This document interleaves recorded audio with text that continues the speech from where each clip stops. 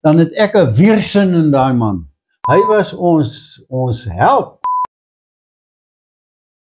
Dominee Adam Boshoff is 'n afgetrede sendeling en mede-stigter van die Afrikaanse Protestantse Kerk. Oom Adam, ek wil graag begin deur te vra watter jaar is oom gebore? 1935.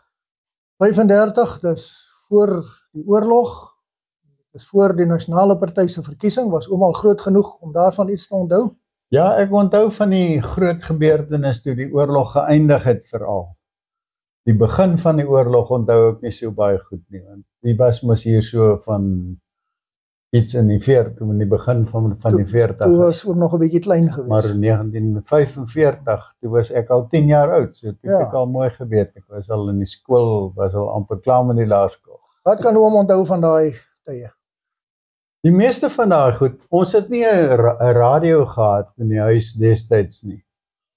Maar ons skoolhoof, ons het 'n laerskool, ja, laat ek nou eers sê op die plaas waar ek groot geword het, het ons eie skool gehad. En ons skoolhof het 'n huis gehad daarso.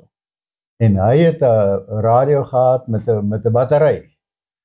En in die oorlogtyd het ek party aande saam met my pa geloop, as my pa gaan luister na die nuus oor die oorlog by die radio. So ek het al van die goeters, en wat 'n groot dag was dit daar by die skool, toe die eerste aankondiging het ons by die skool gehoor. Is dit nou van vrede? Van die vrede, die einde van die oorlog, ja. Oom Adam, aan wie se kant was julle? Och, maar jy kan nie verraai nie, ons was agter die Duitsers se kamp, jong.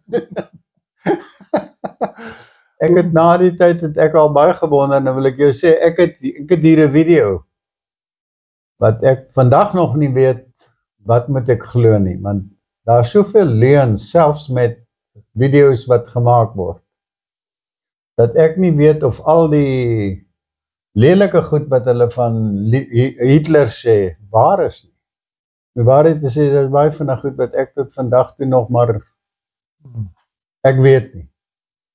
Oom Adam, dis eintlik 'n interessante hoek om by te begin. Dit het ook gevolge gehad later aan in ons politiek, en oom was toe al 'n bietjie groter gewees. Vertel vir ons 'n bietjie wat oom onthou daarvan. Ek het natuurlik vir Dr. Verwoerd het ek die grootste waardering en agting gehad. Maar soos ek sê, ek het eintlik onder advokaat Strydom se skade weer groot geword. Wat onthou oom van hom? Weet jy, hy was 'n vreeslike liewe mens, met vrou en al. Jong, hy was 'n wonderlike man. Weet jy, as advokaat Strydom 'n toespraak het in die stadsaal, dan sit die hele hoërskool daar. En niemand kogel hom nie? Nee, hy was ons held. Was hy 'n goeie staatshoof? Hy was 'n baie goeie, en hy was so 'n mooi Christen mens. Ek sê, sy Christenskap was nie aangeplak nie. Nee, hy was 'n wonderlike man.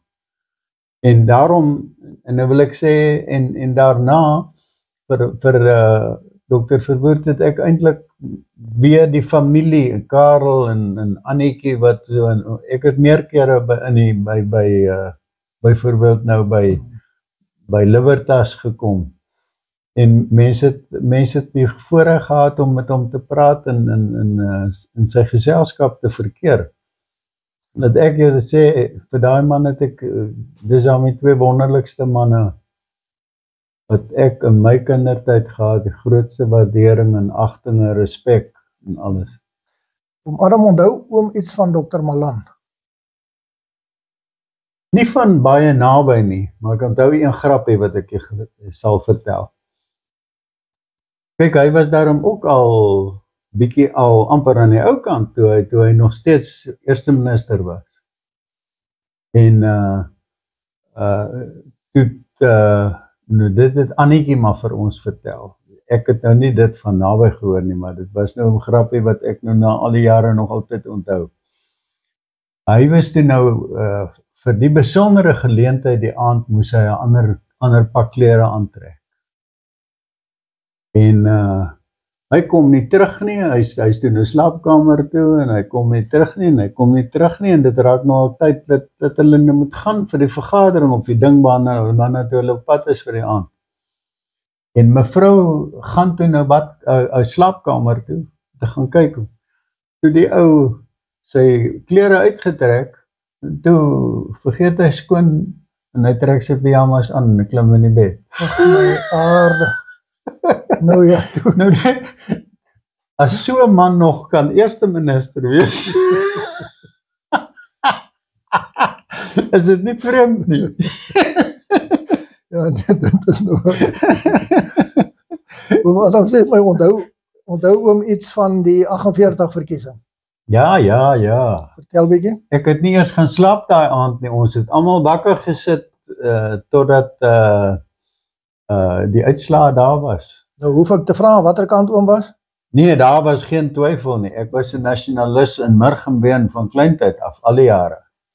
En dit was 'n baie groot geleentheid toe die radio, en ons het op daai stadium met ons toe was ons nie meer op Doringfontein nie, toe het ons al op Nelstroom gewoon, en ons het selfs al 'n radio gehad. En so, ek het saam met my pa en my ma wakker gebly. Die kleintjies het al gaan slaap, want daar's nou nog 2 jonger as ek is. Hulle het maar gaan slaap, maar ek het nog wakker gebly. Ek wou weet. 'n lekker emosie met die uitslag. Ja, nee, was groot. Ons het daarom my ma se jonger broer het in die huis direk langs ons gebly.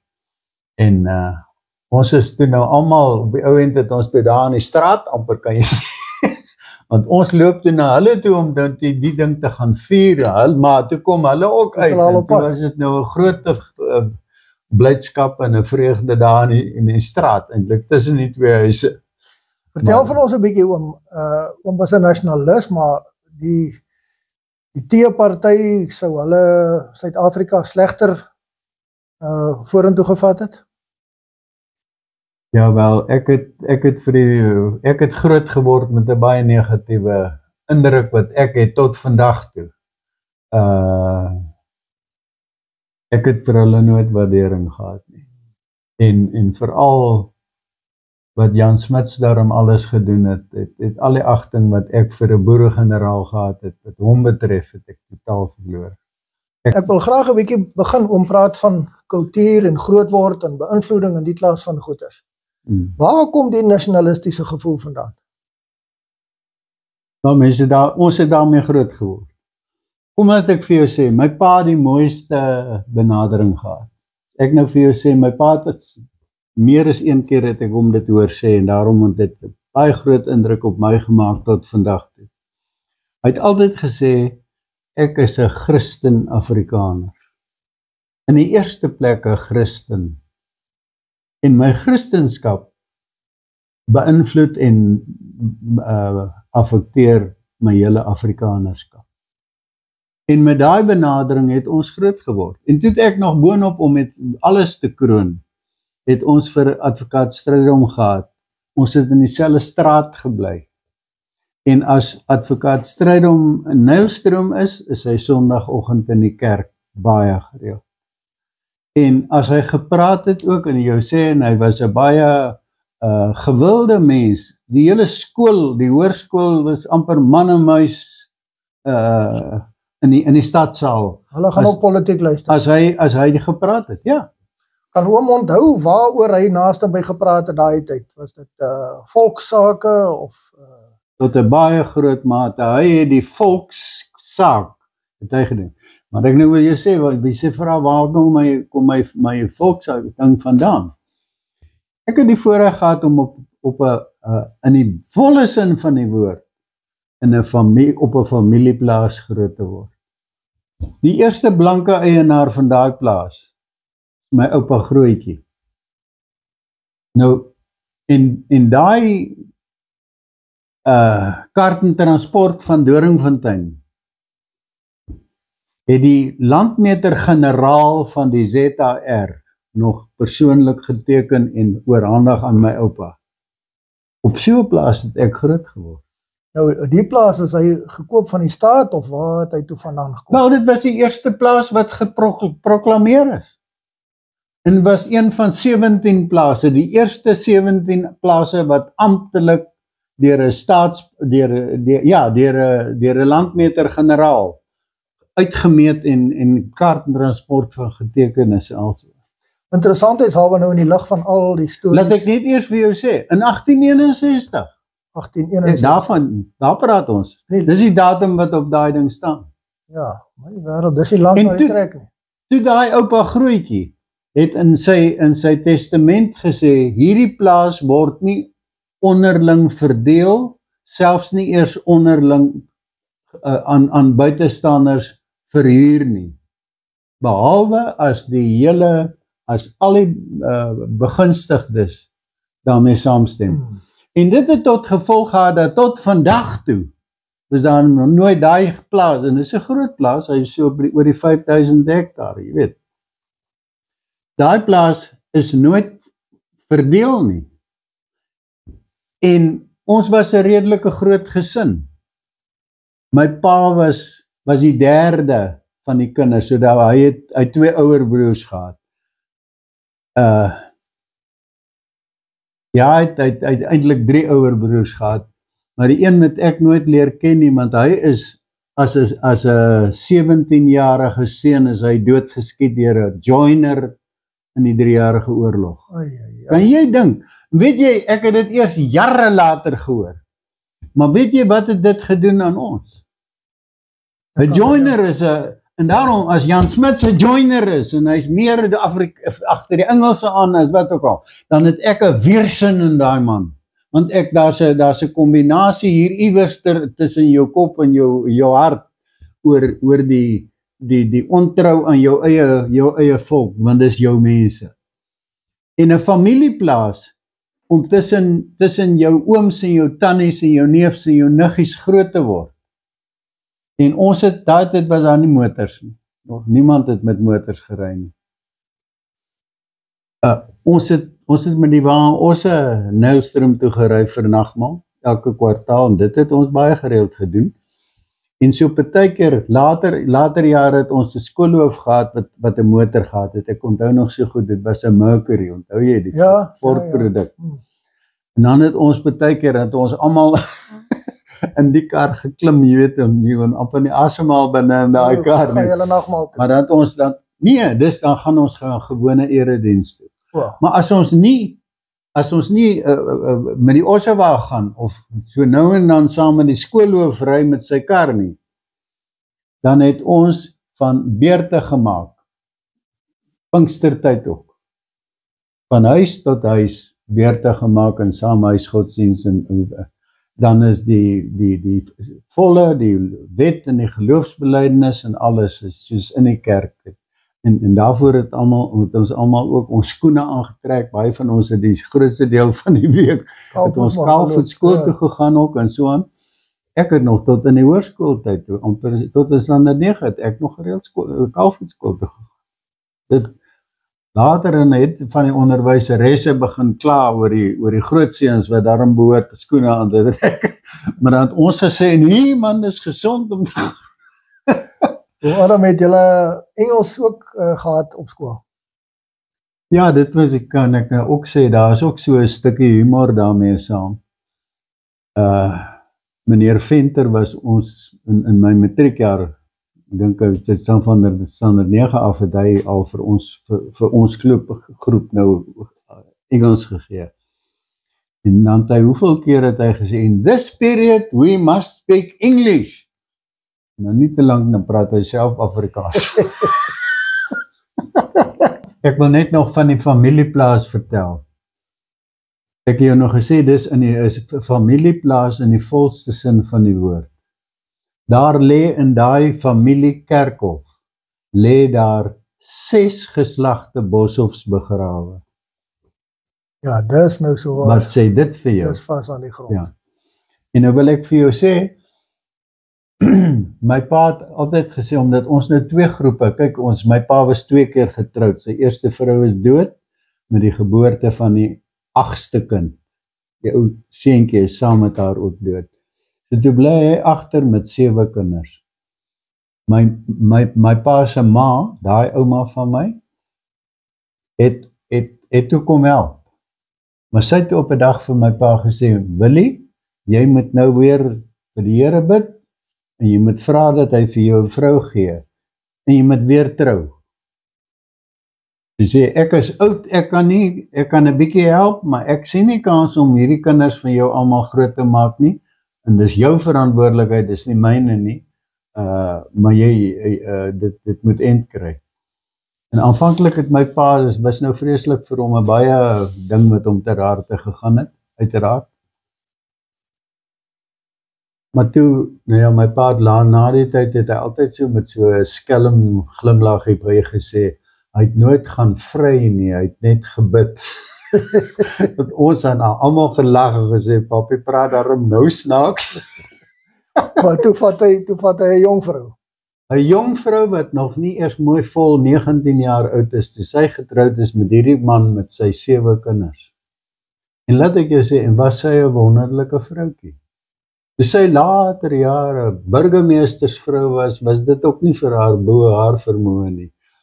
En as sy gesit het in die aande na ete, tot wie weet hoe laat, om vir ons hemde en broeke van kakie klere en van wat ook al te maak. Sy het selfs op 'n stadium vir my pa 'n paar klere gemaak. So sy kon, en sy het. En sy het 'n besondere manier gehad om hierdie ander kinders, wat nie haar eie kinders is nie, te help. Maar my pa ook, jong, ons het jy kan sê, dis stiefkind, maar die woord stiefkind, is nooit, ek het dit eers later geleer, dis was nooit genoem nie.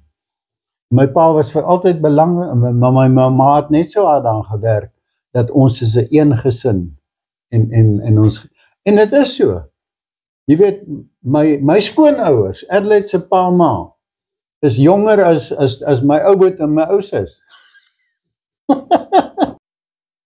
Oom Adam, ek wil 'n bietjie vra of oom 'n man met die naam van Hans van Rensburg onthou. Ja, hy was die man van die Ossewa brandwag. Maar vertel, wat weet oom daarvan? Nou ja, ek was nou uiteraard nog 'n bietjie klein. Ek was nooit self 'n lid van die OB nie. Maar Karel was. Broer Karel. My broer, ja. Want hy was al, kyk, hy is 8 jaar ouer as ek, so jy kan nou dink. En die wat ek eintlik daarmee wil sê is, die skooliere van die hoërskool, hulle het al deel geword van die Ossewa brandwag. En daarom was Karel ook een. Snaaks, die meisies het in 'n minder, ek kan nie dink dat een van my susters in die Ossewa brandwag was nie, maar dit was meer 'n ding vir manne, was dit nie? Dit was maar. Ek wou sê. Ja. Want daar was nie vroumense wat ek van kan onthou ooit by gewees nie. Daar was maar 'n paar bekleiers ook gewees daar. Ja. Hulle het maar 'n bietjie kwaad gedoen baie keer. Ja, maar nie in ons wêreld nie. Ek weet net van, my pa was nooit 'n Ossewa brandwag nie. Hoekom nie, sal ek nie weet nie. Ek dink hy het gesê hy het nie tyd daarvoor nie, of wat ook al. Jy weet, my pa moes nog daarom die boerdery aan die gang hou en so aan. En vir daai 13 kinders sorg, dit was groot werk. maar my pa was, en ek het nie gehoor dat my pa negatiewe goed gehad het nie. Ek het maar eers later aan, toe ek nou groter geword het ek agtergekom, die Ossewa brand. Kyk, Dr. Milan het hom baie sterk uitgespreek teen hy was eintlik nie baie entoesiasties oor die Ossewa brandwag. Maar oom het miskien net so kortliks vertel wat die Ossewa brandwag was en hoekom hulle ontstaan het en so aan. Kyk, dit was ook maar 'n groep mense wat baie sterk gevoel het oor die Afrikanerdom en oor die Afrikaner volk. So het ek dit belewe, en dit was my indruk van die Ossewa brandwag, dat dit 'n baie mooi ding was, en dat ek kan wel onthou dat daar was ook van my ouer neefs wat Ossewa, en hulle was kwaaddoeners. Ek dink nie hulle was in die tronk nie, maar hulle was amper. Hulle het sterk menings gehad, nee. Hulle het sterk menings gehad, en kyk, want daar het ook op hier na die einde se kant toe, het daar wel bietjie geweld plaasgevind, en beskadiging aan staatseiendomme. En die Ossewa brandwag was ongelukkig daarbey betrokke. Dit het in daai, maar Ek dink nie Karel het ooit met sulke goed nie, want dis nie in ons aard nie. Dit om sulke goeders te doen nie, jy weet, dit my pa se hele benadering by ons. Selfs, jy weet, het my pa het selfs gesê, my pa het homself baie gelei onder die Engelse en die Engelse oorlog. Jy weet, my pa is in 1885 gebore, as ek nou vir jou sê. Hy was 'n jong seun met die oorlog. Hy was nog 'n jong seun, en hy kon nie matriek maak nie, en daaroor kon hy nie predikant word nie, en hy wou baie graag predikant word, en hy het die Engelse daarvoor kwaadlik geneem.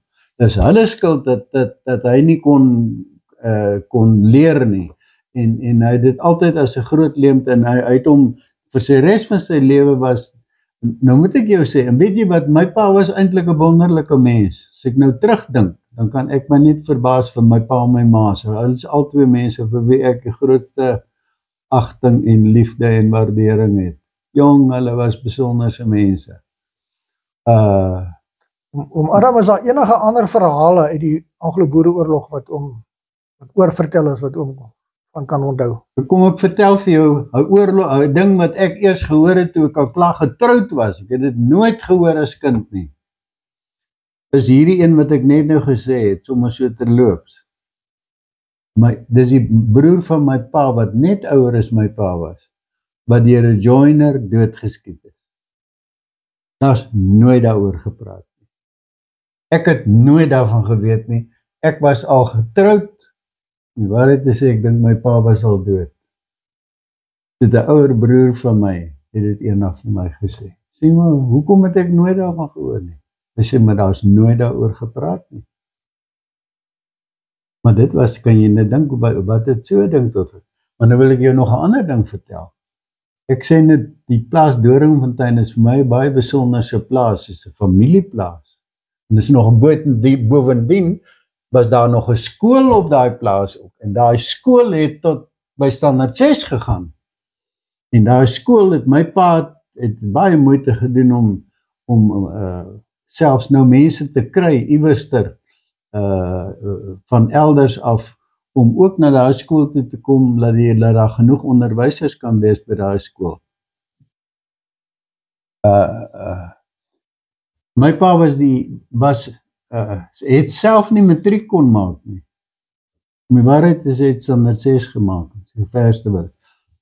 Maar na die oorlog was hy een van die eerste CNO onderwysers, en 'n suksesvolle onderwyser by 'n CNO skool. Sê net 'n bietjie, waarvoor staan CNO? Christelik nasionale onderwys. Dit is amper, kan 'n mens sê, die voorloper van die huidige CVO. Van die huidige CVO, ja.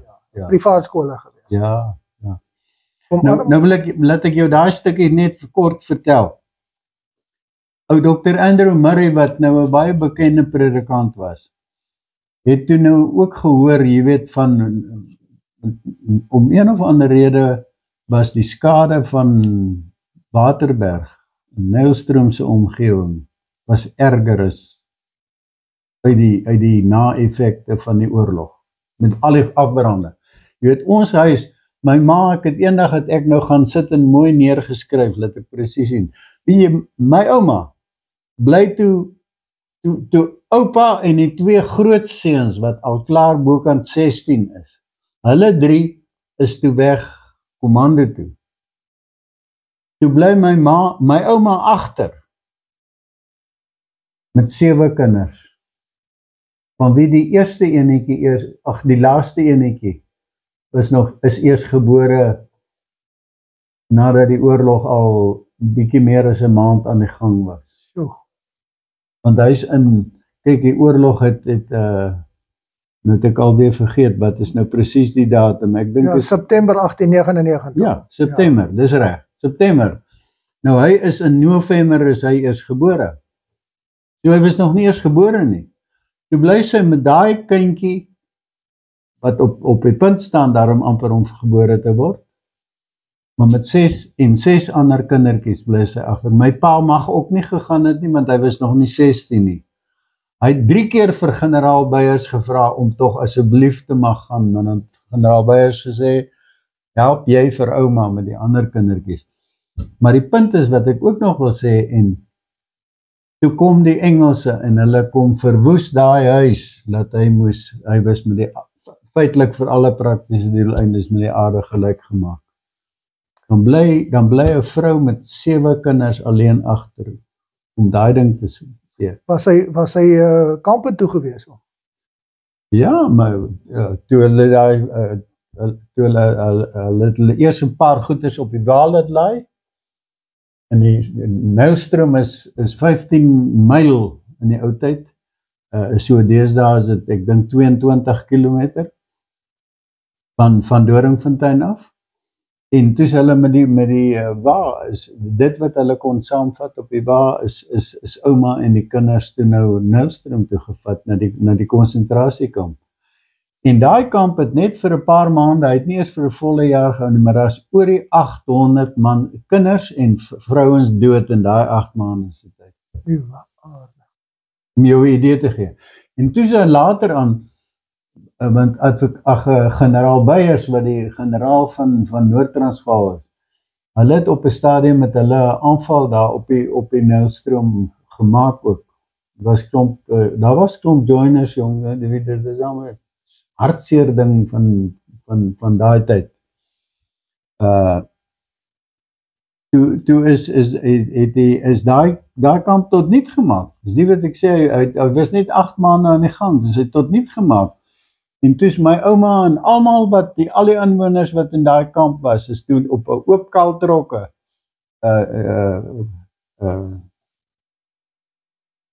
wat is hierdie plek, dorpie daar waar Jan Smit se huis was in naby Pretoria? Irene. Daar's mos 'n groot kamp, konsentrasiekamp op Irene. My pa en hulle kinders, hulle 8 kinders was toe daar tot na die eind. Het ouma van die storie self vertel? Ja, daaroor is nou baie gepraat oor hierkom. Want toe daar in Nylstroom nog, en daar ek nou gepraat van by die 800 begrafte wat daar gebly het. My pa en sy sussie wat net jonger as hy was. En jy weet, my pa was hy was daarom nou toe al 'n seun van 85 en dit is toe 3. So hy was so, kom ons sê maar so 16, amper 17 jaar. So hy was al groot gewees, my pa. My pa het ook in die konsentrasiekamp, daar in Nylstroom al het hy begin. In die aande het hy al die kinders geroep en dan het hy hulle laat sing. Dis waar hy al begin het om sy onderwys gerigtheid iets daarvan uit te lewe. In elk geval, my pa en die klein sussie van hom wat net jonger as hy was toe daar, het hulle siek geword en hulle het hulle bewussyn verloor en my pa was vir 4 dae bewusteloos. En die klein sussie ook. Die klein sussie is toe dood, sy het nie weer haar bewussyn herwin nie. Maar my pa het na 4 dae het my pa weer sy bewussyn herwin en het hy dit heeltemal oorleef. Maar daar toe 'n dokter gekom wat voor hulle nou regtig baie siek was. En dit was nie 'n Engelse dokter nie, dit was 'n boeredokter. Die toe dadelik vir die 2 kinders, my pa en die sussie, ondersoek. En toe het hy nog gesê, maar die kinders is vergewe, dit is gif hierdie. Nou, hoe hy dit geweet het, sal ek nou nie presies weet nie, maar ja. Vertel daarom nou net eers klaar van die seer wat ouma gehad het. In daai tyd in die konsentrasiekamp is daai dogtertjie van haar dood. Klein dogtertjie. Maar haar een groot seun wat al getroud was, het ook, hy was in die veld saam met die ander burgers in die oorlog, kan jy sê. En toe het hy siek geword en hy het op die ou end kom, wat maak jy? Jy weet, hulle kan hom nie in die veld, kan hulle hom nie hanteer nie. Het hulle maar gesorg dat hy toe nou konsentrasiekamp toe gaan. En daar is ten minste vrouens wat dan ten minste van sorg, ja. Dus hy daar dood. So sy het nou die kleindogtertjie, maar ook die grootseun van haar, wat inderdaad dood is. En uiteraard, daai begrafnis, oupa en die twee ander seuns is in die oorlog, hulle was nie eers by die begrafnis of wat ook al. En in daai tyd, toe skiet 'n joiner, so is hulle genoem ook. Dis nou boere wat ontrou raak aan hulle eie mense en dan gaan deel word van die Engelse. Aktief van die ander kant gaan betlei. Toe skiet hy die boetie wat net ouer as my pa is. Skiet hy toe dood. En nou hoe hulle dit uit hom uitgekry het, weet ek nie, maar ouma het toe geweet en sy het nie rus of dierte gehad nie. Die eerste ding wat my pa moes doen toe hulle van Irene uit die konsentrasiekamp af terugkom Doringfontein toe, is hy moes iewers terug, want al ons daar was nie meer 'n dier nie. Hulle het mos alles, 'n hoender en 'n kalkoen en 'n eend en ons het nie daai wêreld het nie skape nie tot vandag toe nie. So, maar die beeste, al die goed is dood.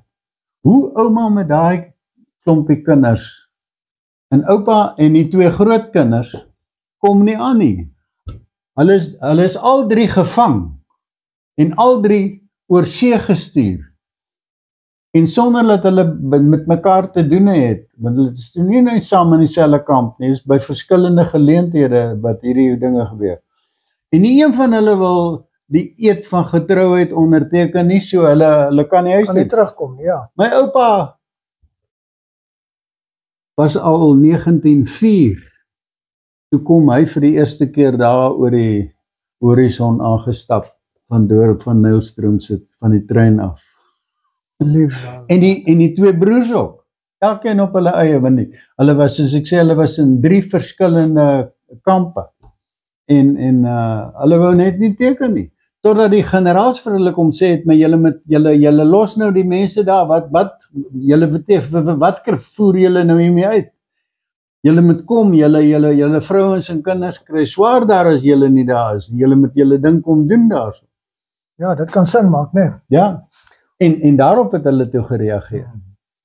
In elk geval, maar die eerste ding wat my pa moes doen, is toe hulle nou, my pa nou, want my pa was nou ook ons in Irene saam met ouma, is ouma het toe iewester het hulle, kon hulle waantjie iewester in die hande kry, met, of het beeste was, waarskynlik dit getrek het, en toe het hulle, ouma het 'n idee gehad wat sy iewester uitgekry het oor waar is daai kind van my. En my pa moes toe gaan soek. En hulle gesê dis by die rivier. En dis waar die rivier so uitgewil het, daar is die liggaam toe daar onder die rivier ingesit waar die water hom nou 'n bietjie uitgesien. So my pa moes toe nou daar met die rivier afgaan tot hy nou die liggaam gekry het. My weet, toe lê hy nou al meer as 'n jaar daar so. Toe moes hom gaan herbegrawe eers. Toe is my pa man alleen, seentjie alleen, amper kan jy sê, alhoewel hy was toe daarom al 'n jong man, maar ja. Moes hy nou daai liggaam terugvat huis toe en gaan begrawe. Kan jy dink? Nee, dis hard toe. My pa het daai storie nooit vir my vertel ook nie. Ek hoor dit maar by die ander broers. Dis nooit daaroor gepraat nie. Maar ek wil jou graag 'n ander mooi ding vertel wat ek graag vertel, en ek dink dit het baie daarmee te doen dat Karel die roeping gehad het, ten spyte van weerstande wat daar ook was, om 'n sendeling te wees. En ek ook. Nie omdat ons geleer het om met die swartes hand om die nek te sit nie, dit het ons nooit gedoen nie. Maar daar was 'n baie netjiese en 'n baie verantwoordelike manier, as ek terugdink daaroor. Daar op Doringfontein het ons 2 stadte gehad, so het ons gesê. Ja, jy 2 stadte daar, dit wil sê 2 families. Koos Marero en Koos Makwela. Ek onthou dit tot vandag toe. Maar ons mag nie sommer vir hulle Koos gesê het nie, want dis groot mense daai. en jy behandel hulle soos 'n groot mens. En so het ek geleer van kleintyd af, voor ek skool toe gegaan het, ek al geweet om met die swart mense, ons weet hulle is anders, maar hulle is nie dat ons met hulle lelik praat nie. En so, dit was die verhouding. Ek het ook as kind ook nou bietjie groter geword het, maar doen die eerste kere wat ek almal vir die twee kose moes gaan kos wegbring, as hulle die waterleilande, want ons het waterleilande gelukkig gehad op Doringfontein, met 'n dam, en met my pa se oupa, daai oupa, van my eie oupa. Hy het van Doringkom, dis die aangrensende plaas, is 'n bietjie hoër geleë. En daar waar het met 'n kloofweg gemaak het in die rivier daar bietjie na mekaar toe gekom het. Daar het oupa met 'n geweer, en dit was die manier waarop die mense destyds al gewerk het. Met 'n geweer en 'n waterpas het hy daar begin van bo af. En dan het hy die slot uit die geweer uitgehaal en met die waterpas, die ding presies waterpas gestel, en dan moes een doel na vorentoe gaan, dan het hy nou vir hom beduie tot hoe diep moet hy die pen inslaan. En op die manier, soos hulle sê, het hulle die water opdraande laat loop. Ja. Hy is al verder en verder weg van die rivier af. En dit is so, as jy hom daar begin, dan is hy hieronder waar hy toe op Doringfontein kom. Nou is dit al die volgende plaas. Het ons 'n plaasdam gehad, en daai dam se water is onder al 13 kinders uitgedeel. Hulle het hulle beurte gehad van waterlei. Almal het op die plaas gebly. Almal het op die plaas gebly, en daar is die koring en die mielies geplant. Dit is genoem die waterleilande. En as die twee swart mense, en my pa het met tye, het my pa om al die monde gevoed te kry, en om as die kinders hoërskool toe gaan, op die dorp, in die 20 myl of verder, dan moet hulle sekere klere hê, en daai klere en alles moet kontant betaal word. So, my pa was nie altyd, hy het bietjie gespekuleer met beeste, wat hy dan gaan koop het daar in die Bosveld, het hy altyd gesê. En dan is hy vir 3 of 4 dae is hy weg. En dan kom hy met die mooiste beeste daaraan, en dan partykeer het ons baie melk in die huis.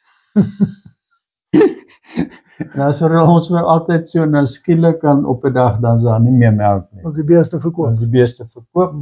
Maar dis hoe my pa, en my pa het elke kind, was deel van die ding, het die waterleilande is op 'n gelyke basis ewe groot, vir mekaar uitgedeel, en ook met jou waterlei beurte, is ook beurte gemaak.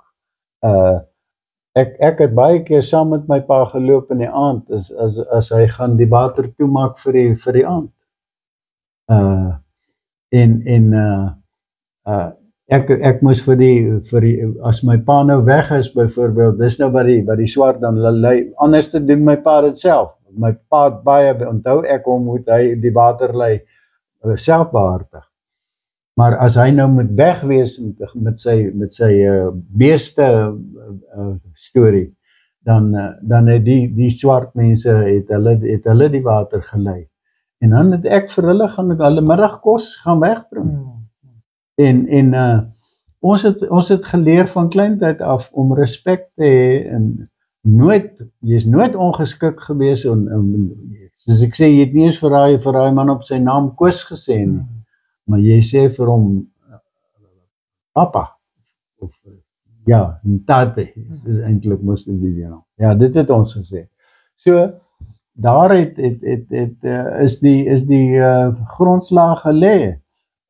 Ons het so groot geword, met eerbied en respek, en erkenning van, dis groot mense hierdie, en dis mense in hulle eie reg, met hulle eie kinders, Dit bring my eintlik by 'n volgende punt om het nou gepraat oor die Engelse en oor die Ossawa brandwag en alsoos. Wat onthou oom uit oom se jong tyd as? Wat was die grootste besprekingspunt? Wie was die grootste probleem? Was dit die Engelse, die swartes, die oppositie? Wie was die mense wat probleme vir julle gegee het as jong mense? Of in julle jong mens tyd? Ja. Weet jy, om mee te begin wil ek dadelik sê, ek dink nie ons het ooit probleme gehad met die swart mense nie. Wat nou op die oomblik het dit amper ons grootste probleem geword in hierdie land. Ja, dit is tye het verander en dit is hoekom ek vra. Ek wil graag weet uit die mond van iemand wat in daai tyd geleef het, hoe dit gegaan. Ek dink nie op my kindergemoed het ek geen ding gehad teen 'n swart mens nie. Kom ons praat nou net 'n bietjie oom het 'n groot deel van apartheid beleef. Ons spring nou 'n bietjie weg, ons gaan nou weer terugkom. Maar watter onregte kan oom onthou uit apartheid se tyd is aan swart mense gedoen? Ek het nou veral nou nadat jy gesê het ek moet bietjie dink oor wat ek wil sê. Ek was nou sendeling in Soweto. En ek was toe op daai stadium was ek al 'n jong man. Was al getroud, al kinders gehad. In die tyd wat ek en so Hester en Willem is albei al gebore voor die tyd, voordat ek in Swaziland, ek was eers op die platteland in Swaziland. Ek het in my gemoed oor die apartheidsbeleid van Dr. Verwoerd en eintlik van die Nasionale Party van 1948 het ek nooit 'n probleem gehad. Selfs toe ek kyk, ek is in 1963 ek beroep Soweto toe en is ek toe ook Soweto toe. So ek het in 1963 daar begin.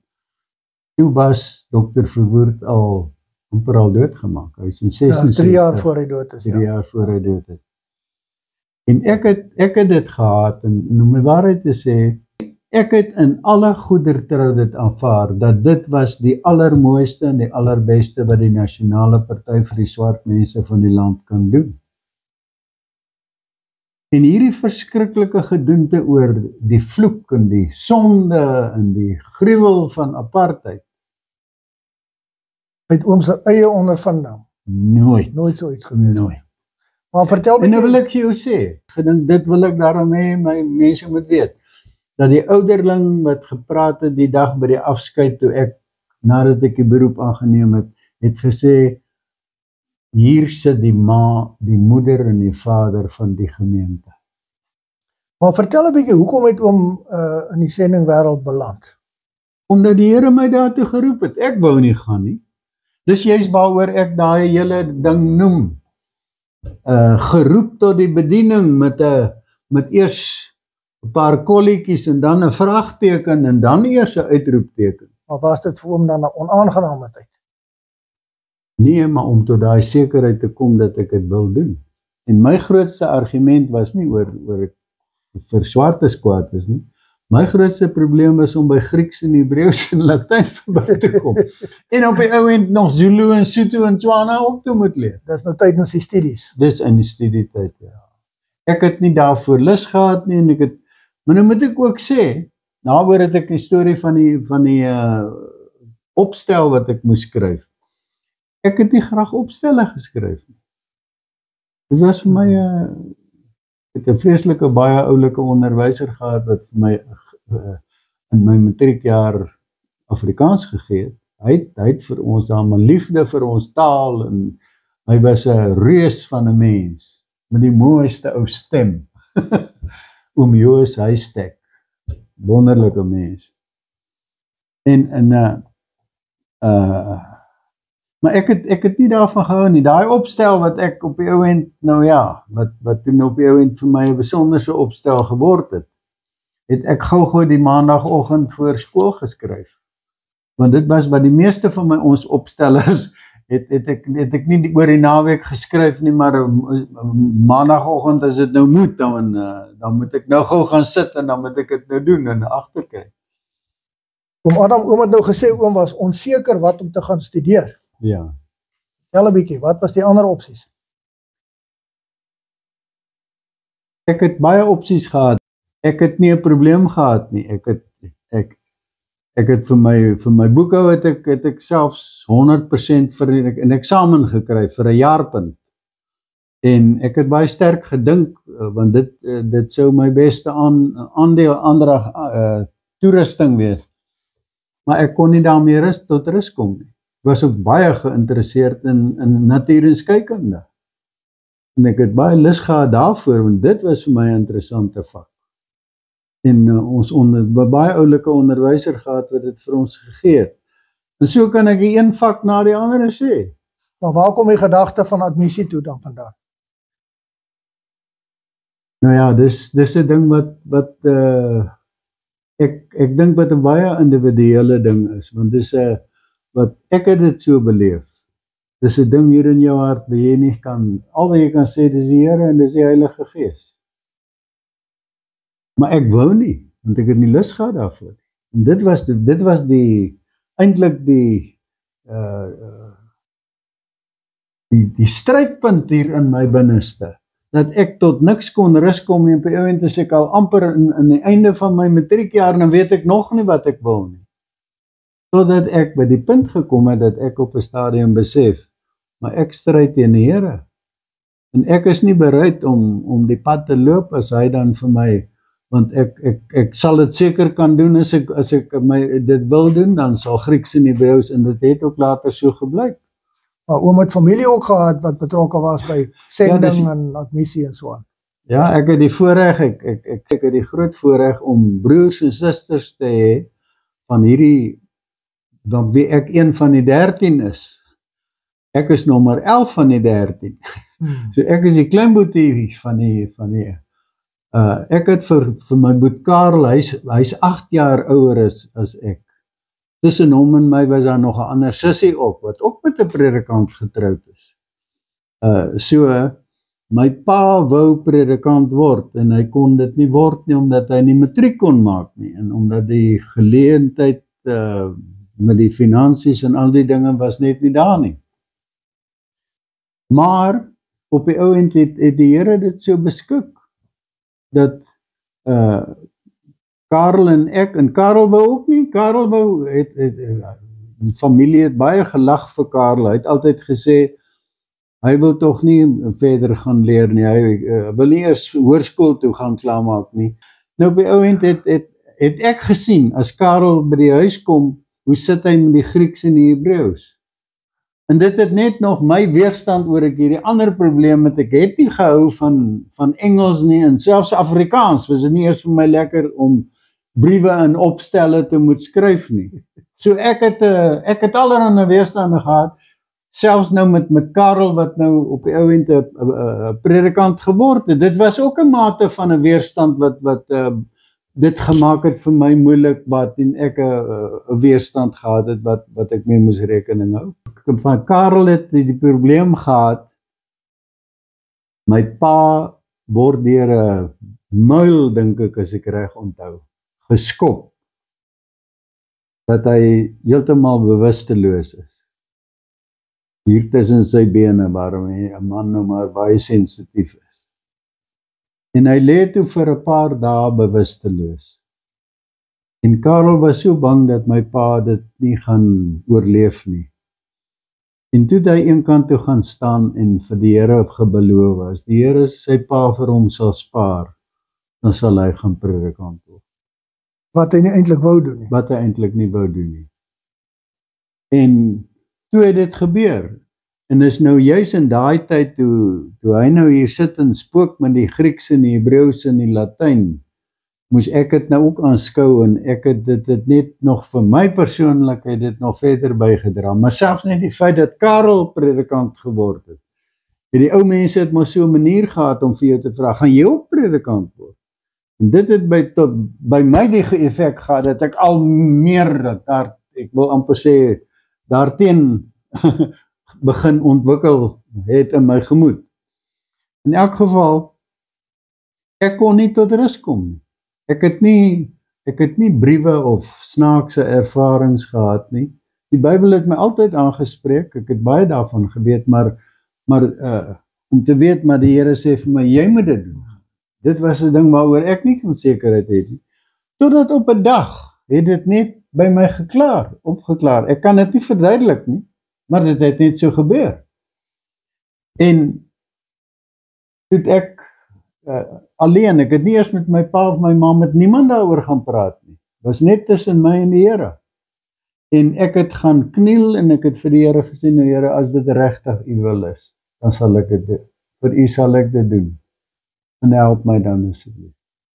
En toe ek net nooit weer, en ek het paar kere was ek in omstandighede waar ek getoets is, of ek regtig dit met erns bedoel.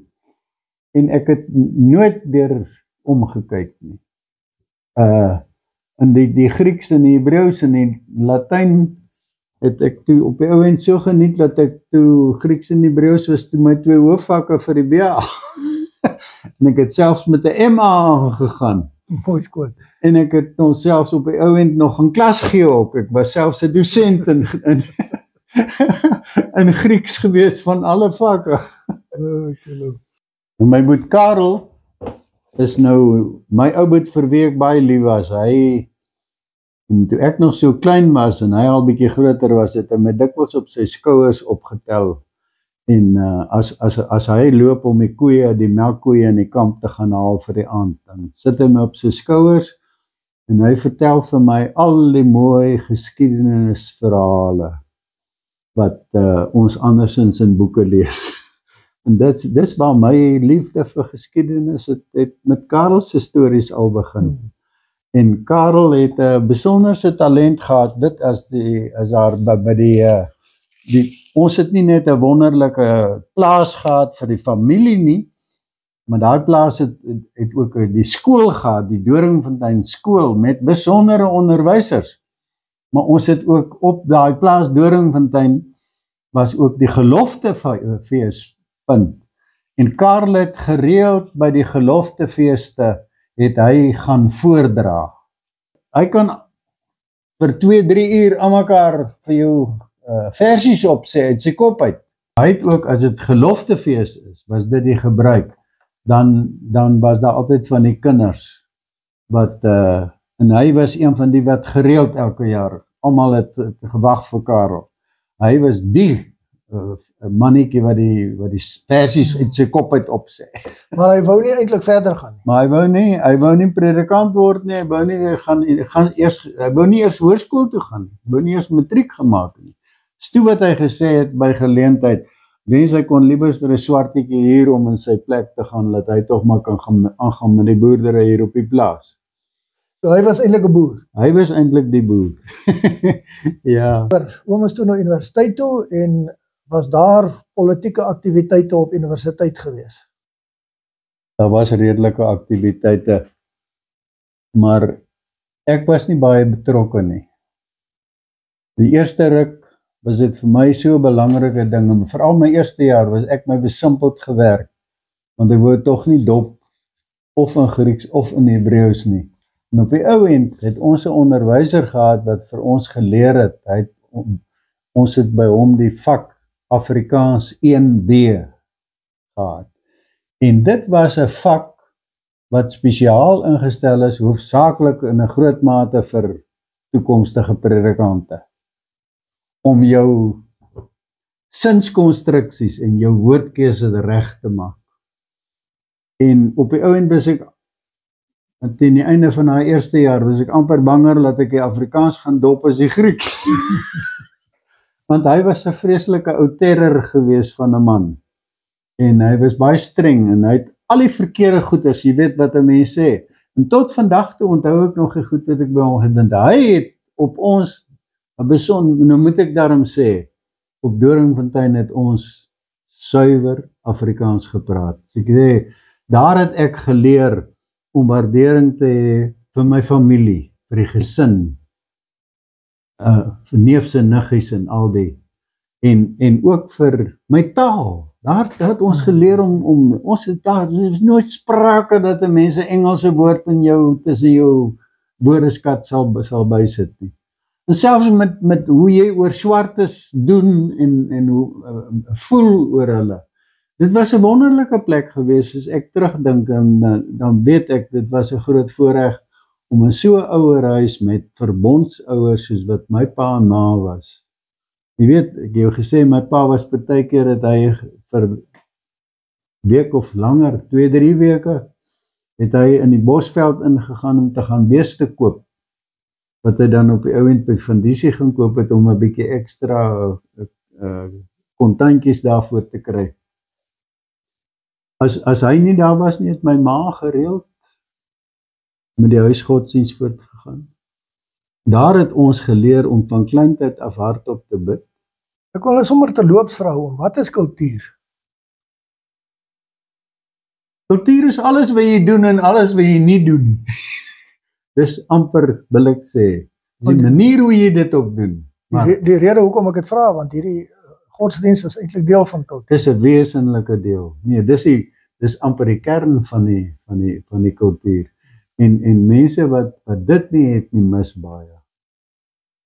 Maar ek wil so 'n bietjie teruggaan na Soweto. Oom was 'n sendeling in Soweto gewees. Vertel ons 'n bietjie van daai tyd.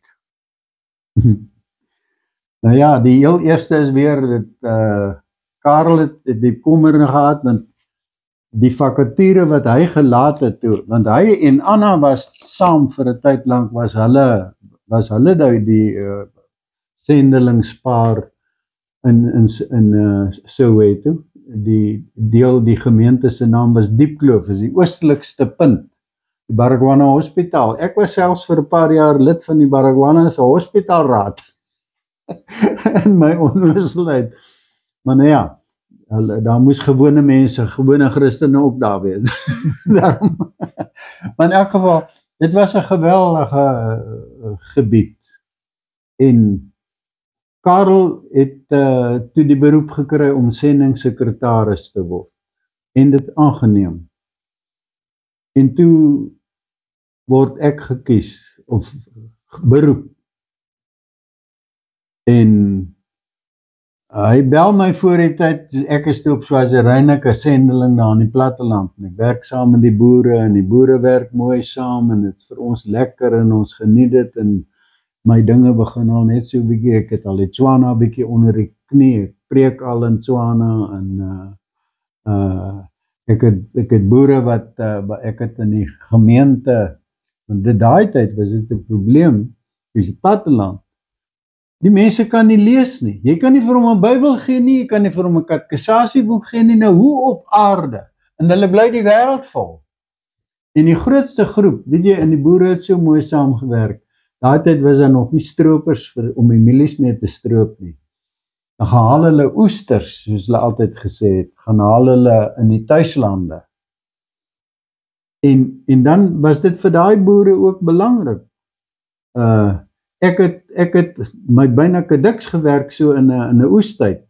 Want dan wil die boere, jy moet sommer so amper elke week moet jy vir sy mense kom Katkeseer.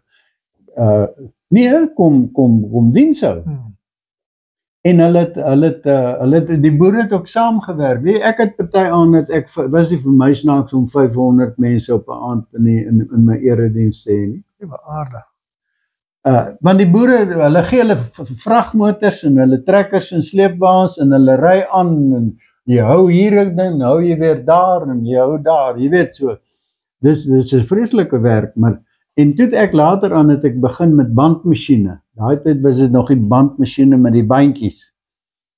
Het ek 'n hele paar boere gehad wat vaster, ek het vir hulle die preke voorsien. En dan het hulle dienste gehou. Ons het selfs later aan het ons een evangelis het daar buite op 'n plaas gebly. Hy het daar gewoon en daarvan af het hy gewerk. So die plek is verdeel. En ek het begin met kampe vir katkesante. Want hoe moet jy hulle katkeseer? Jy weet, hy kan nie lees nie, jy kan nie vir hom 'n Bybel of 'n katekisasieboek gee nie. En dan het ek vir die kerkraad gevra, maar julle moet saamkom, julle moet kom help. En daar het nogal heel wat, veral die ouens wat op plase gebly het, die baas van die plaas het dit baie maklik vir hulle afgegee. En op die ouend toe die kerkraad gesien hoe hierdie ding werk, het hulle selfs uit hulle eie uitbesluit, sonder dat ek daar iets aan te doen gehad, gesê het, 'n man moet eers 2 kampe bywoon voordat jy kan lidmaat word, want 1 kamp is nog te min. Is dit nie wonderlik nie? Ja. Nou, en ek het daar op die plaas is 'n groot gebied, jong, ek het klomp nagmaalpunte selfs ook gehad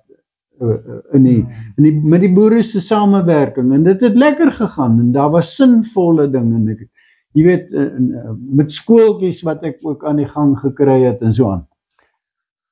Nou kom hierdie beroep, wat my nou hier wegvat, die ding is nou net besig om te begin koers kry, jy weet, nou, en ek was nooit lief vir 'n stad nie, was vir my ondenkbaar, eintlik aanvanklik, toe ek die eerste keer, nou ja, ek het ook toe jy weet, toe ek nou beroep is, die eerste keer, nadat my studie voltooi is, het ek het vreeslik beroepe gekry, ek weet nie hoekom nie, maar, nou ja, die Here het seker geweet, vir my op die manier te verseker, hy roep my, maar ek het by daai eerste keer, het ek ook hier 12, 13, 14, ek onthou nie meer met sekerheid nie, maar dit was 'n klomp.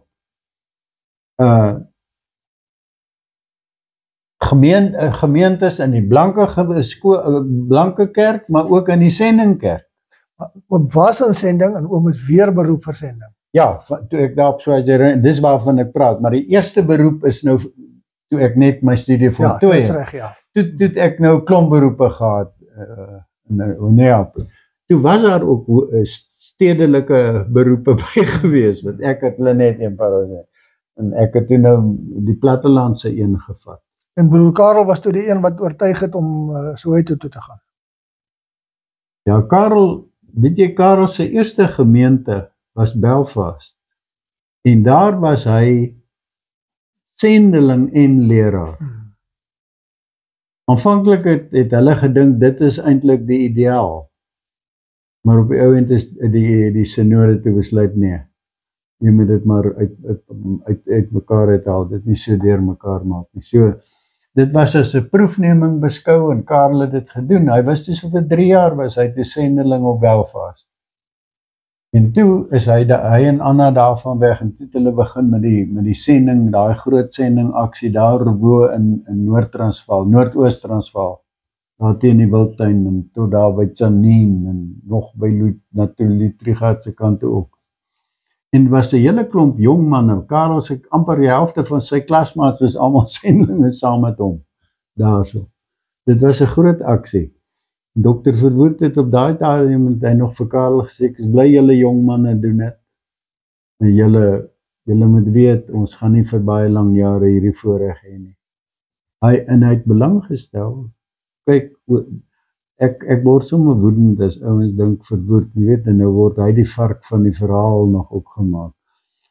Verwoerd het die mooiste gesindheid gehad. Ek kan dit getuig, want ek het weet wat is daai man se, en hy was nie 'n dweper nie, maar hy was ook nie skaam om te sê wat sy standpunt is nie. En hy het vir Karel die slag gesê, is goed dat julle nou doen, want ons gaan nie vir baie lang jare nog hierdie voorreg hê nie. Ek het dit belewe. Oom het die tydperk belewe waar daar opstand begin gebeur het. Ja, en amper nie. Ek is toe in 1963, is ek beroep Soweto toe. En, nou ja, Karel het op die ouend in die kar geklim en Swaziland toe gery om vir my te gaan sê, ek moet kom. Ek sê, maar jy kan nie vir my sê nie, man, as die Here my sê, sal ek nog gaan, maar jy moet nie vir my kom sê nie.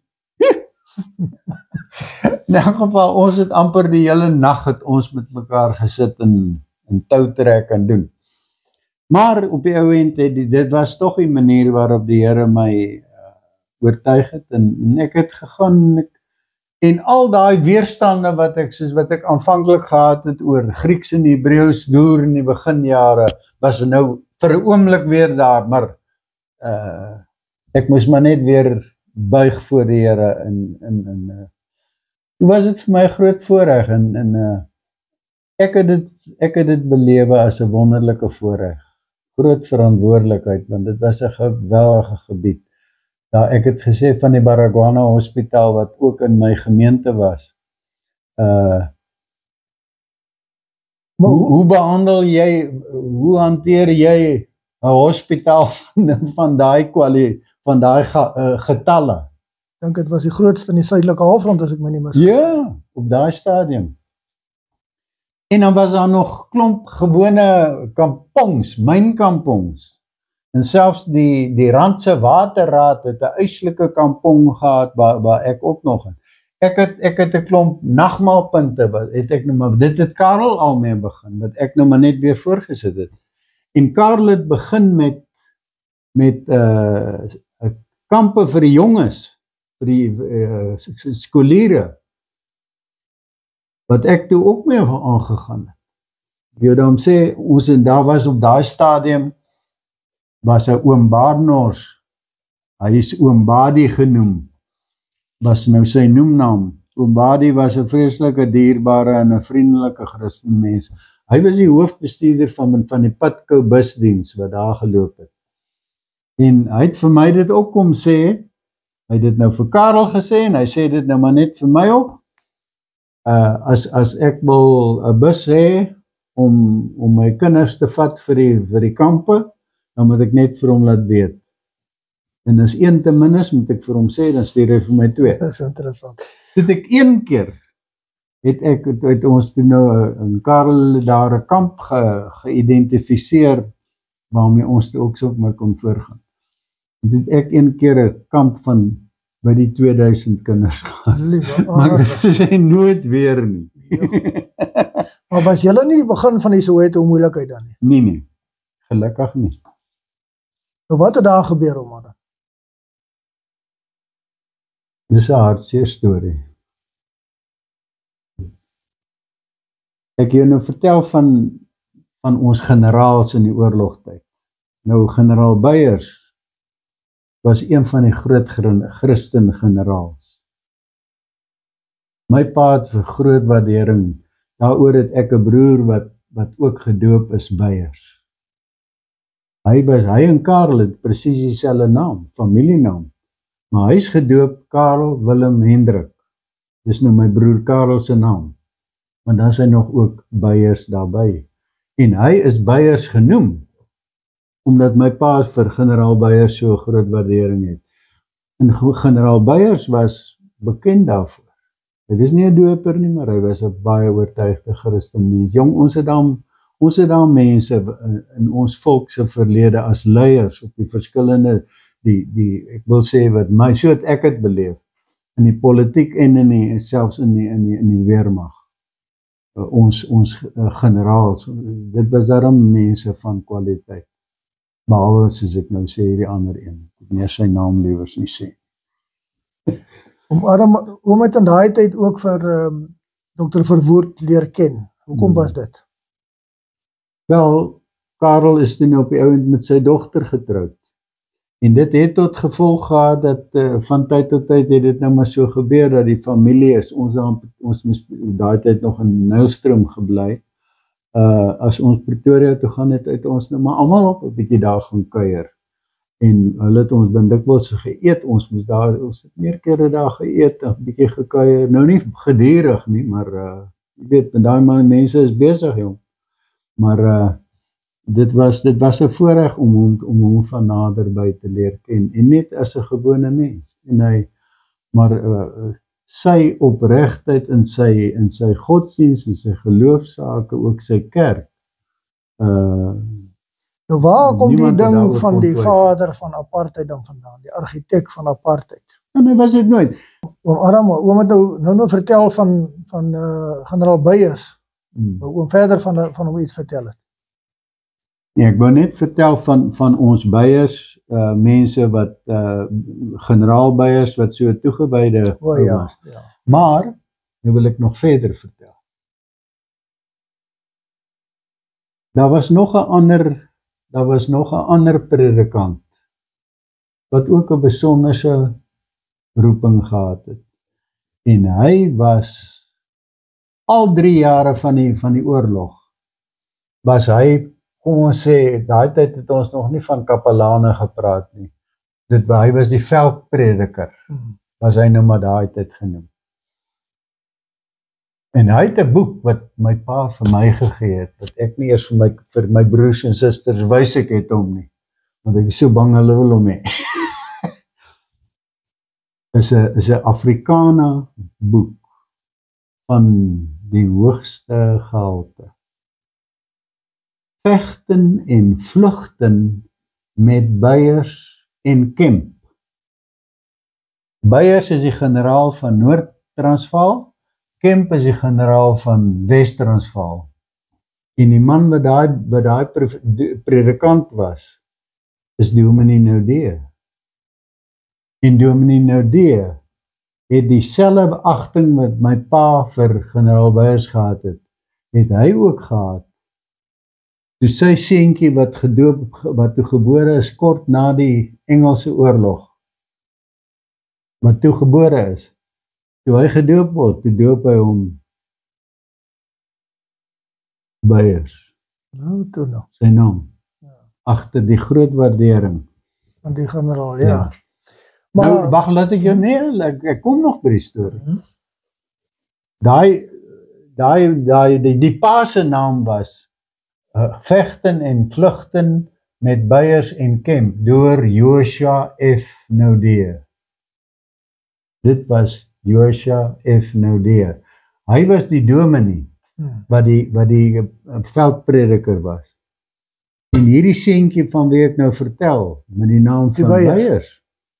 Hy is die dominee Beyers Naudé wat toe ek eerste jaar in Sonop is hy toe die wijkspredikant van die wijk waar in Sonop val. Hy het nog in my eie kamer het hy vir my kom bid saam met my en hy het kom huisbesoek doen. Ek het ons het almal destyds gepraat van oom Beyers Naudé. Hy kom uit so 'n huis uit. En ek het die grootste waardering gehad vir hom.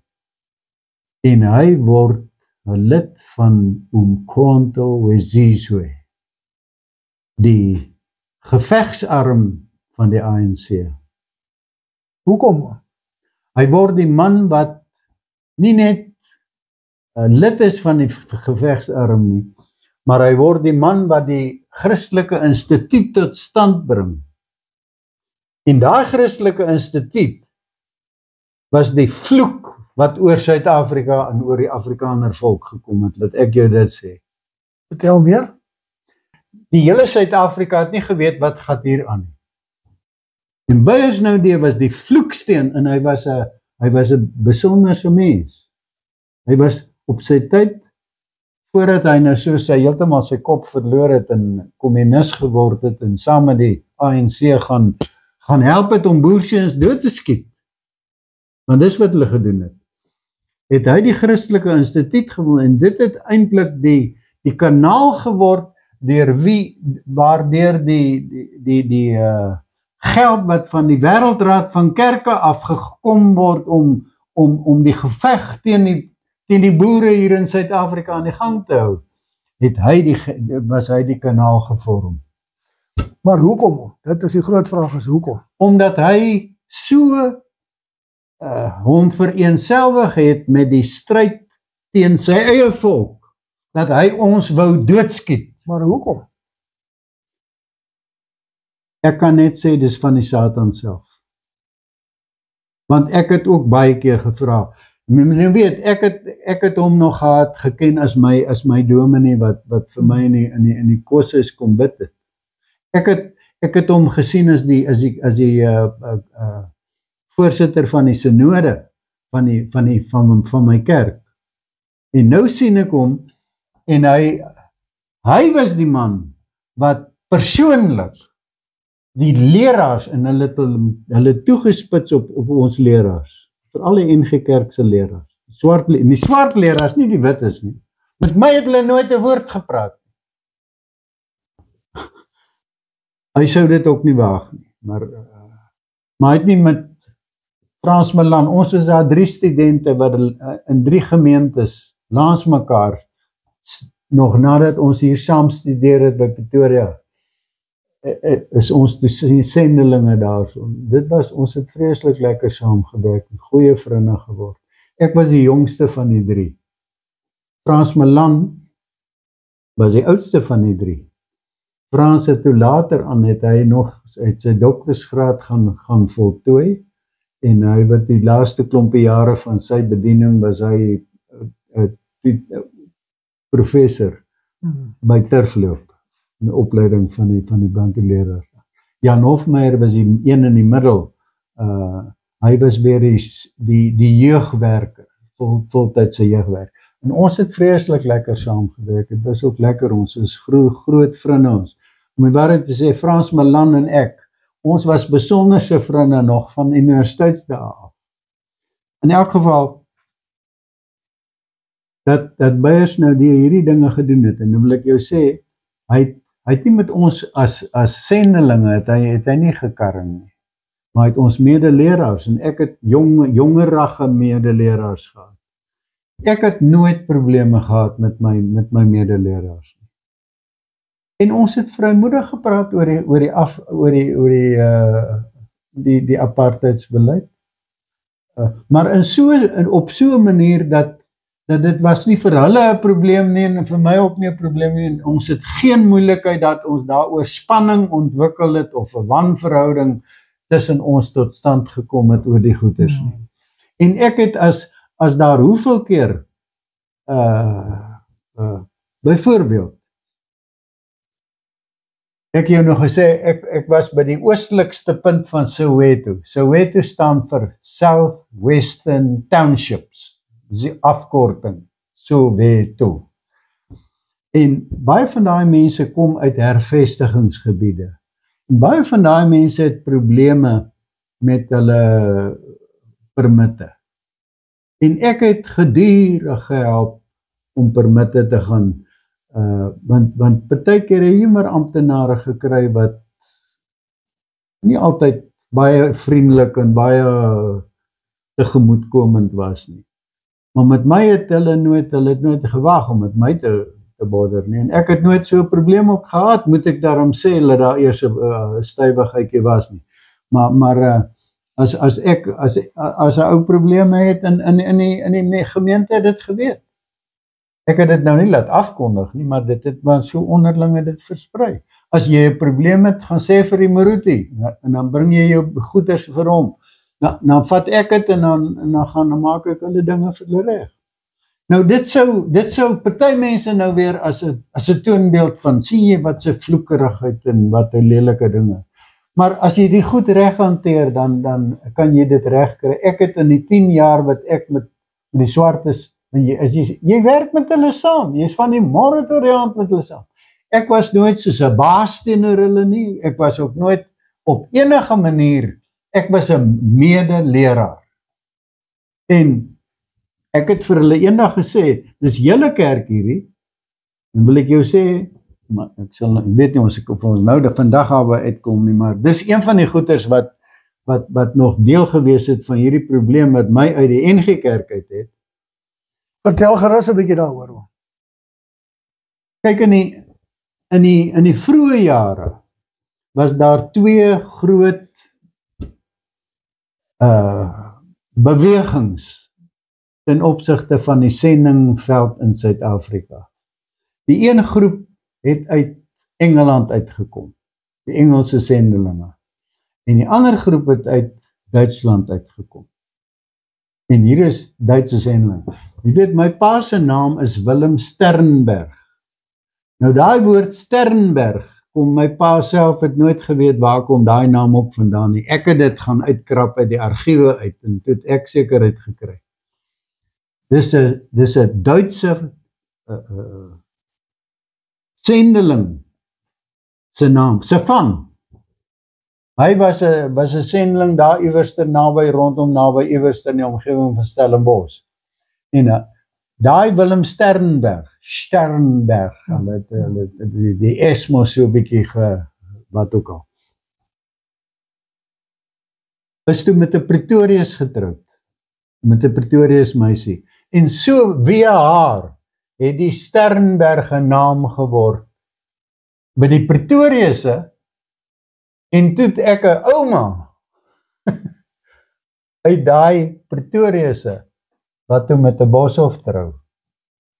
En dis toe hoe die naam by my pa uitgekom het.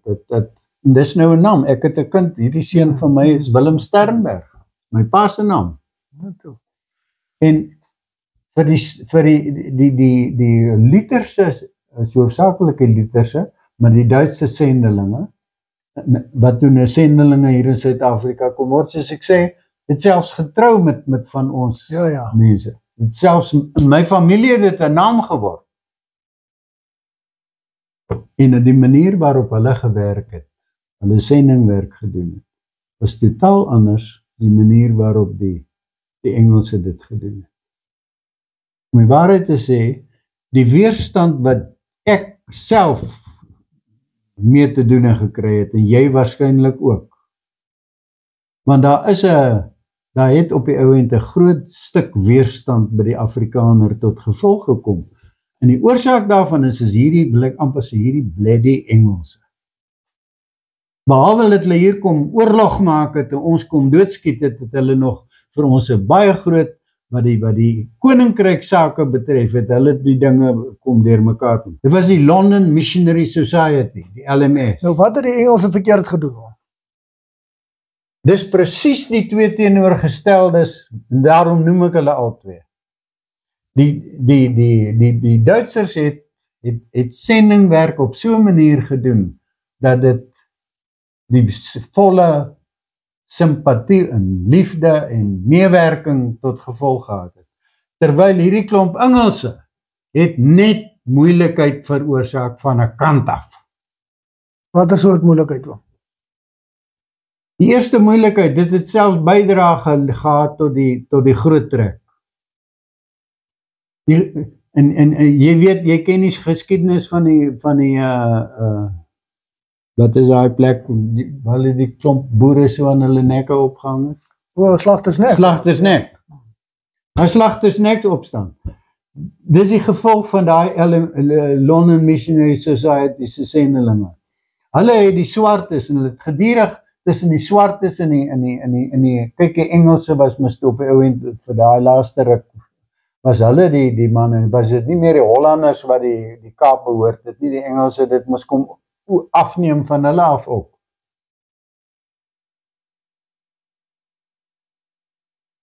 En die manier waarop die Engelse Londense sendelinge gewerk het, is hulle het geen respek gehad nie. Hulle het uitgegaan van die standpunt, as jy 'n Christen word, moet jy ook 'n wit mens word.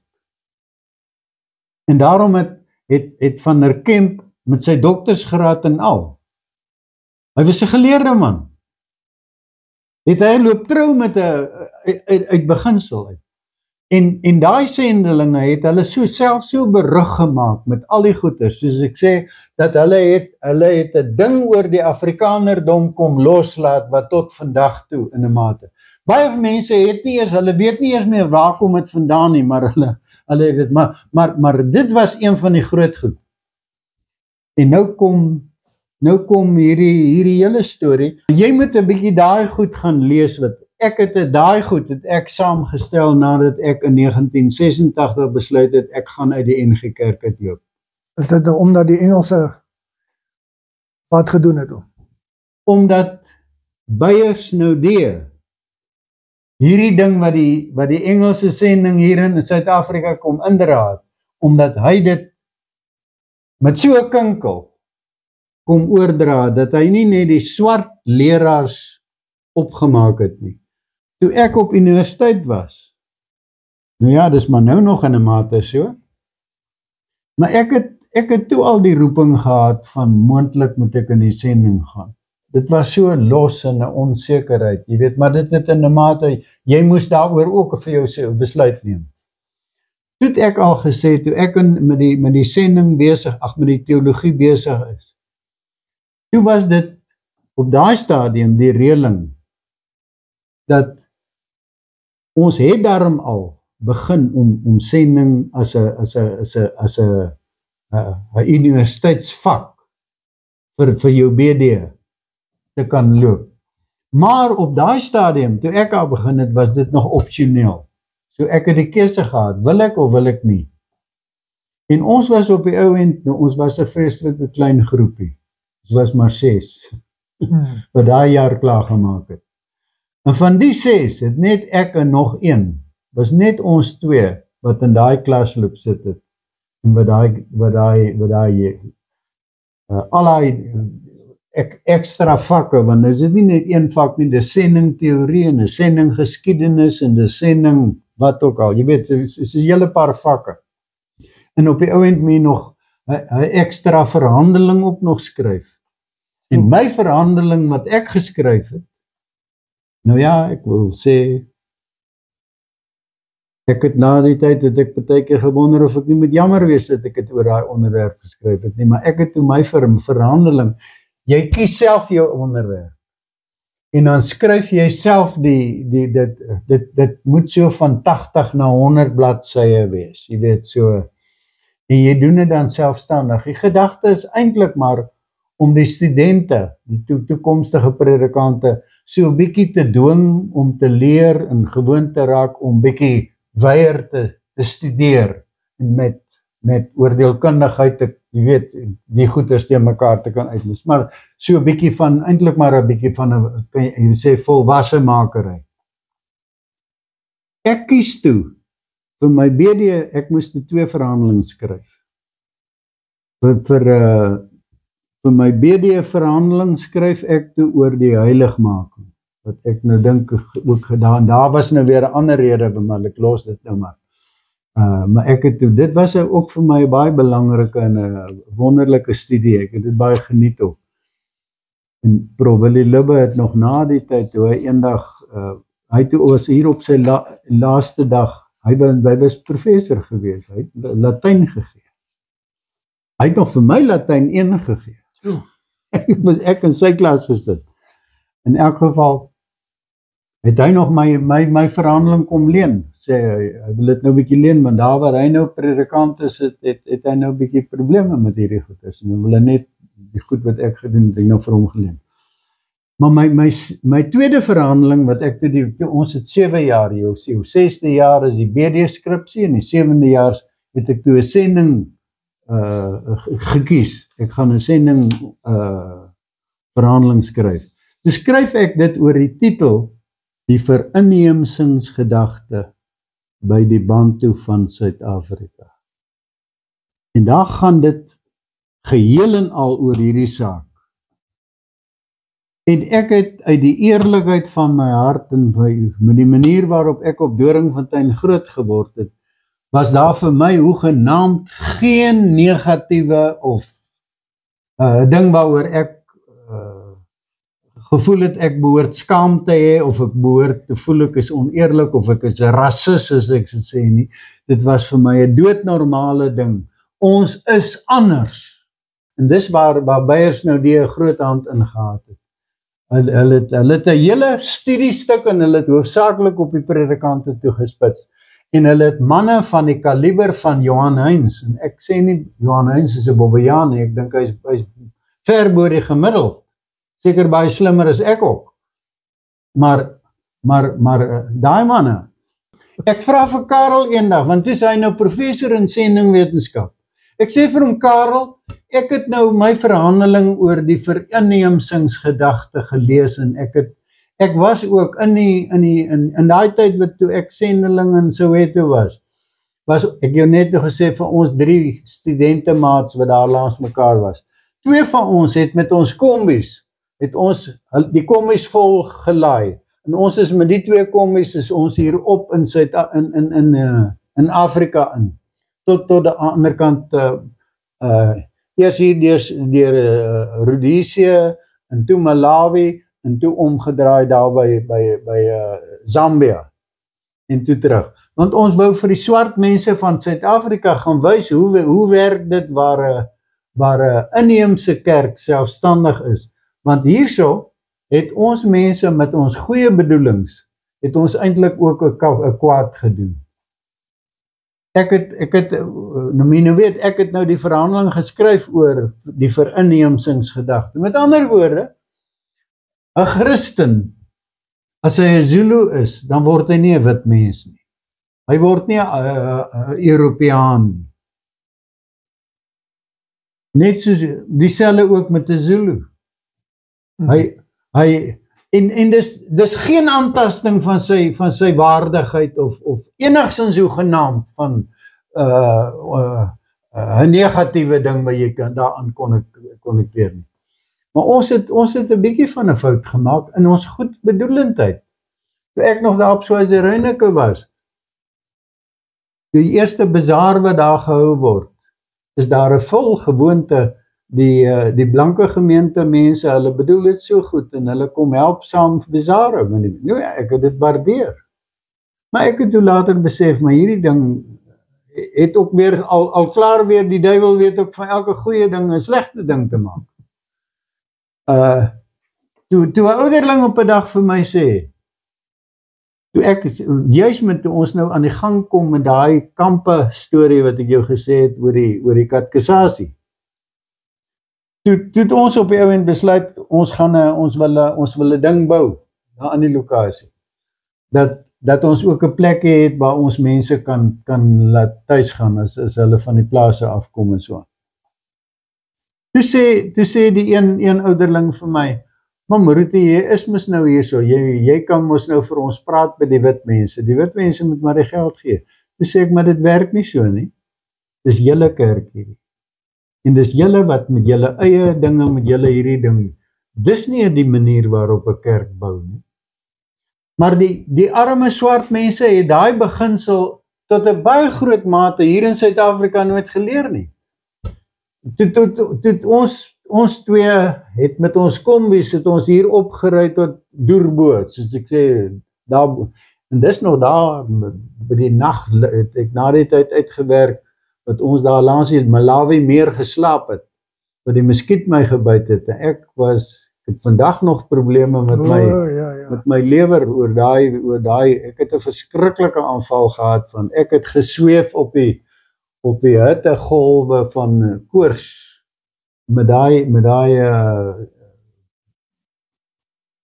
siekte wat die muskiet vir jou aanbring. In elk geval, maar daar was ons leraars, want ons het nou met die leraars nou saam hier opgevat, ons het hulle moes eintlik gaan kyk wat gaan daar aan. Ons het geweet wat daar aangaan, maar hulle moes dit nou van naby sien.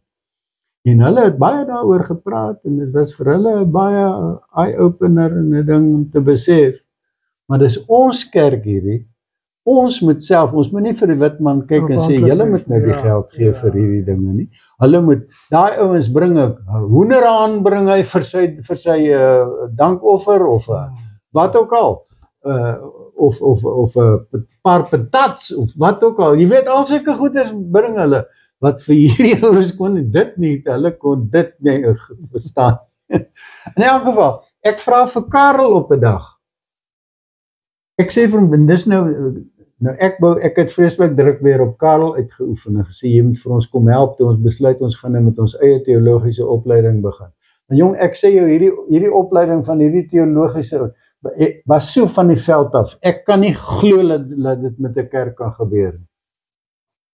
Ek sê vir Karel, maar die ergste is hierdie aanslag teen ons volk, via hierdie teologie van vandag. Sê net vir my, is dit nou nog die beginsel besluit, dat die verinheemsing nou skielik by die huis uitgegooi word? Hy sê, nee, natuurlik nie, hoe kan dit nie? Ek sê, nou maar hoekom doen julle dit op ons af? Hoekom sê jy niks hierteen nie? Jy maak nie eers jou mond oop en sê iets daaroor nie. Ek word uitgekryt vir wat ook al. Nou ja, oor daai ou puntjie kon Karel en ek mekaar nooit vind nie. Nou ja, ek het op die ou end, want ek wou nie verantwoord vat nie, net soos wat hy toe ek daar op Swaziland gesit het, en hy wil hê ek moet sy wete toe kom. Maar ek kon hom nie roer nie, en sy argument was net, ek het dit aanvaar. En ek het nie, en ek weet vir 'n feit, Karel het nie die beginsel laat gaan nie, maar hy het net vir my gesê, hy het dit met die Here, hy het dit eers met sy vrou ook, en met homself, maar hulle het dit ook met die Here uitgemaak, dat die bietjie gesondheid in die jare wat die Here nog gee, as hy by sy aftree ouderdom gekom het, dan wil hy dit gee vir sy volk, en vir Orania. En ek moes dit op 'n oomblik maar aanvaar. Ek het hom nie dit kwaadlik geneem nie, maar ek wou hom verskriklik graag hê hy vir ons kom help. Want dit was dan my hekkie om oor te kom. Maar dit bring ons nou eintlik by 'n interessante punt. Kyk, die verlede kan ons min aandoen, Adam. Ons wil ook nie. Ja, maar hoe moet ons Suid-Afrika se probleme nou oplos? Weet jy, ek dink daar is 'n kans. Al is die dinge hoe sleg, is ek nogal heel optimisties dat daar hierdie spanning wat daar wel gewees het, die feit dat ons so finaal gebreek het met apartheid en met daardie beleid. Kyk, ek sal dit nooit erken in my hart nie. Dit aanvaar ek nie. Hulle moet nie vir my kom sê verwoerd is die vark van die verhaal van die appel. Dis nie waar nie. Die Engelse het met apartheidsgoeders begin hier in Suid-Afrika, man. Dis nie ons nie. Hulle was die mense wat toe daar twee provinsies was. Eintlik was daar daarom 3. Want dit was Kaap en Natal Kaap en Vrystaat en Transvaal. En dan was Khoza-land was selfstandig.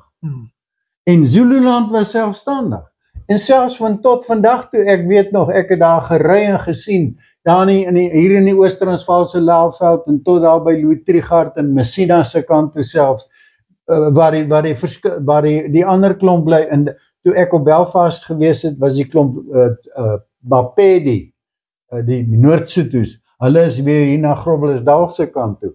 Hulle is daar, hulle het in hulle groepe gebly. En die klomp Tswanas het hierso in hierdie wêreld weer, is dit. So, basies was die goed daar, maar wie dit tot 'n eenheid kom maak, is die Engelse.